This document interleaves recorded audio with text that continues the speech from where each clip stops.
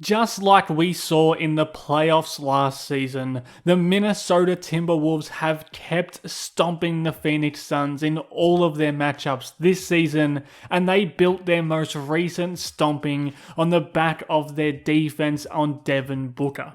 Booker finished this game with just 10 points on 4 of 14 shooting, with 4 turnovers as well, and 7 of those points actually came in the final quarter when this game was all but over. And just like they did in that playoff series, Minnesota frustrated Booker into ineffectiveness, and when they do that, they just look far better than anything that the Suns can muster. And it wasn't some sort of revolutionary defense from the Wolves, it was just aggressive defense on the ball and disciplined defense behind it. So when Booker comes off a ball screen, he's going to see Rudy Gobert and Jaden McDaniels on these blitzes all game long.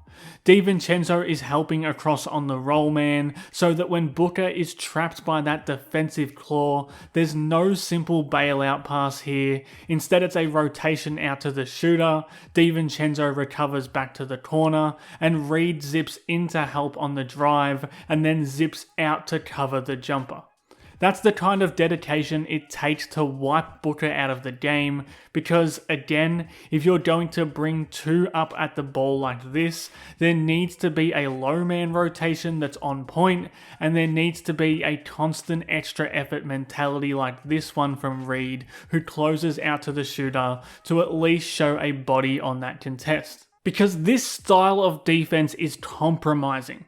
They're putting themselves in a dangerous position here, with Conley having to cover both Gobert's man on the roll and his man in the corner, while McDaniels sags off Kevin Durant in a help position as well. So if Rudy Gobert doesn't make this sprint back to kick out Conley, KD has a driving lane he can exploit, or he has a big man waiting with a point guard on him.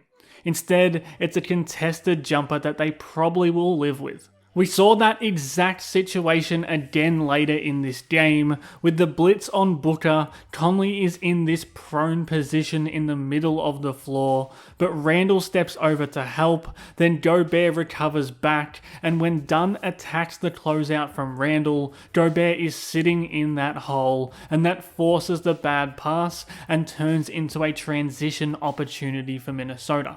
I love this stuff. It really reminds me of last season's Wolves, and we haven't seen that enough this season. Like their ability to get into this collapsed defense situation and then still scramble with one helper here, and that turns into one rotation to the corner here, and that flows into another long rotation here. They run the shooter off the line, and it's another dig down from Conley. The ball keeps moving, so Naz Reid keeps moving out to the shooter with it, and all the while Gobert is anchoring the defense here at the rim, and they just keep rotating until Jones eventually manages to squeeze a miss off before the shot clock expires.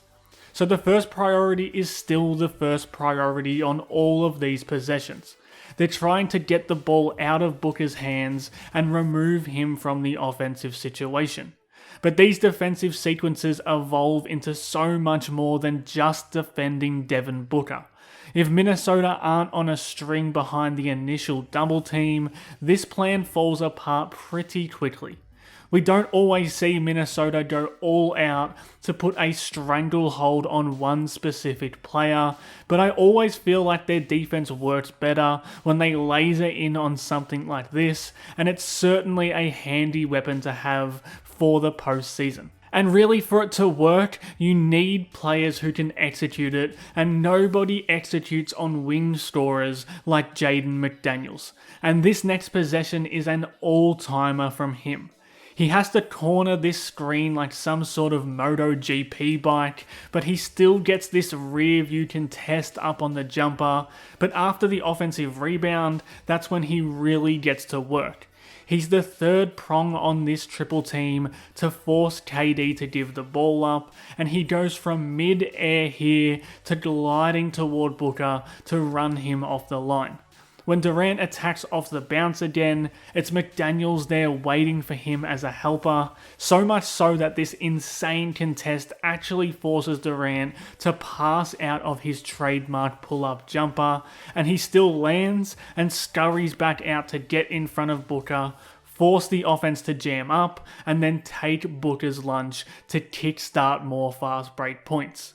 When you have players like McDaniels and Gobert and the rest of these hard-nosed defenders on this team, there's always a chance to win a game off the back of a defensive showing like this one, and that's going to be Minnesota's ace up their sleeve heading into the postseason.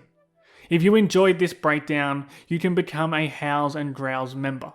Check out the link in the pinned comment below, and thanks again for watching Howls and Growls.